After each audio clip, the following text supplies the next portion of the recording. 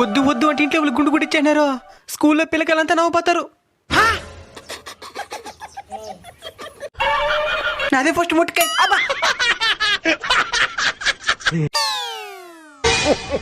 ఇంక సాలే ఆపు. సోన్నమాలేదురా. అది నాకు కూడా తెలుసులే. లడ్డుదలేదా?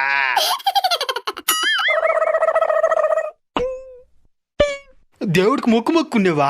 నేను ఎక్కడ మొక్కునేనా? ఇంట్లో మొక్కునే నాకు కొట్టించినారు. 2 ముట్టుక కన్నాదే. టోపీ కొనుక్కోలేదా? మా నాయన తీసిలేదురా. నేను అప్పటికి చెప్పినా టోపీ తీసాను గుండు కొట్టుకుంటానని. గుండు కొట్టుకునే దగ్గర తీసానని చెప్పినాడు. వాళ్ళ మాట మార్చేసినాడు. ఈ నాయన వాళ్ళంతా ఇంతేరా? వాళ్ళకేం వయసు అయిపోయింది. ఎట్టున్నా పర్లా, మనకెన్ని నాశలు ఉంటాయా?